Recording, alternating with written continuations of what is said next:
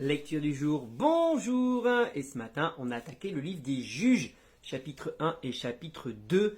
Chapitre 1, c'est le début de la conquête et la fin de la vie de Josué également.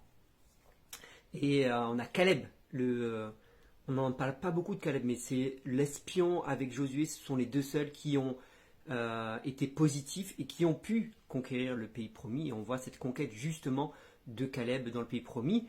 Et on voit Caleb promettre sa fille en mariage à celui qui arrivera à conquérir. Alors on dit, waouh, c'est scandaleux, bien sûr, avec notre vision occidentale du 21e siècle, woke, ultra woke, ça serait un scandale de faire une chose pareille. Mais en même temps, tu te dis, il assure l'avenir de sa fille avec un homme qui sera courageux, qui sera fort et qui sera victorieux. Il est pas bête, il offre pas sa fille à n'importe qui, et c'est un moyen de protection en réalité qu'il offre à sa fille. Il dira, l'homme que je t'ai trouvé, c'est un homme courageux.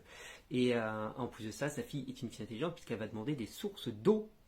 Qu'est-ce que tu demandes? Elle aurait pu demander des chameaux, elle aurait pu demander des moutons, je sais pas quoi, elle aurait pu demander des biens. Non, elle va demander de l'eau parce que l'eau est un trésor précieux dans ce territoire-là.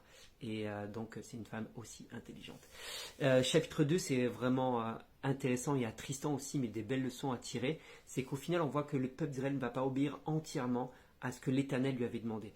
L'objectif, c'était d'éliminer et de chasser les habitants du pays, et eux, au lieu de faire ça, ils vont juste les rendre esclaves. Ils vont juste les rendre esclaves. Et c'est pas ce que Dieu avait demandé.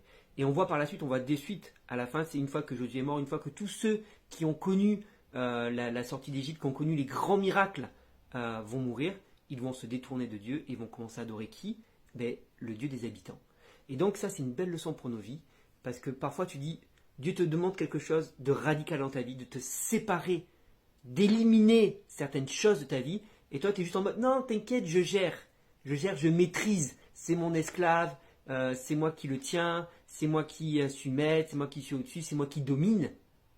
Sauf que tu ne sais pas qu'un jour, ça sera une épine dans ta chair, ça sera une occasion de chute pour toi, et que ça sera une occasion de retourner à des choses que Dieu ne voulait pas que tu retournes. Donc quand Dieu te dit, c'est parfois de ça, sois radical. Juste cherche pas à maîtriser. Parfois c'est certains péchés, on dit non, mais c'est bon, je maîtrise, je contrôle.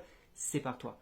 Coupe, sois radical et obéisse entièrement à ce que Dieu te demande, parce que non seulement c'est la clé de la bénédiction, c'est la clé du succès, mais parce que Dieu sait ce que dans le futur ça risque de produire dans ta vie. Dieu connaît les enjeux pour le futur. Donc fais confiance à Dieu. Une fois de plus, obéis-lui, sois radical et coupe entièrement avec ce qu'il te demande de couper.